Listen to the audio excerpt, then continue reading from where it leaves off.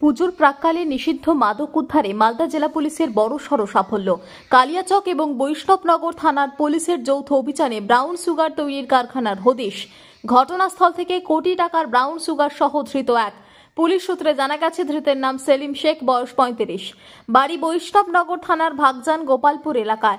বৃহস্পতিবার ভোর রাতে কালিয়াচক এবং বৈষ্ণবনগর থানার পুলিশ বিশেষ সূত্রের খবর পেয়ে যৌথভাবে কালিয়াচকের শাহবাজপুর বামুনটোলা এলাকায় এক ইটভাটা চত্বরে অভিযান চালায়।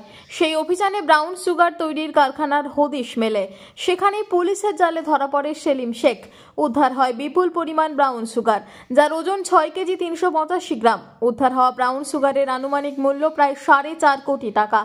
আজ সাংবাদিক সম্মেলন করে এমনটাই জানালেন মালদা জেলা পুলিশ সুপার প্রদীপ কুমার যাদব। এছাড়া উপস্থিত ছিলেন অতিরিক্ত পুলিশ সুপার সম্ভব জৈন এবং আবু আলী বক্কর। আপনারা দেখছেন সংবাদ শিরোনাম।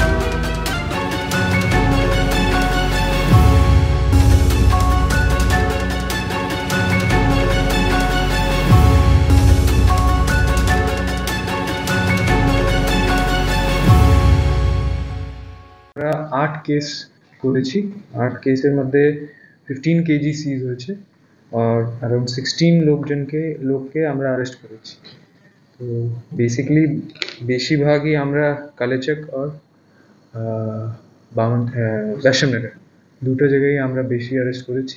এর মধ্যে কিছু কেস আছে যেখানে ক্রুড আসছিল, তো ওটা আমরা বলবো কি ওর ইম্প্যাক্ট বেশি হয়, কেন কি যদি আমরা র ম্যাটেরিয়ালকে আটকে দেয় তাহলে যে র ম্যাটেরিয়াল ডাবল হতে পারে, যখন ফিনিশ প্রোডাক্ট আসে ওটা ডাবল হয়ে যায়। তো আমরা যে র ম্যাটেরিয়ালে কিছু অ্যারেস্ট করেছি, কিছু যখন প্রিপারেশন হচ্ছিল কালকে 2 তারিখ অক্টোবর মাসে একটা ঘটনা ঘটেছিল।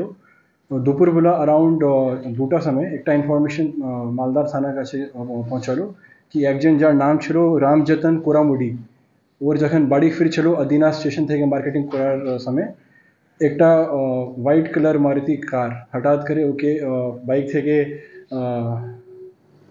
নেমে গাড়িতে উঠিয়ে ওকে কিডন্যাপ করে নিল। এই ইনফরমেশন পাওয়ার পরে সঙ্গে সঙ্গে ওই কিডন্যাপ পার্সনের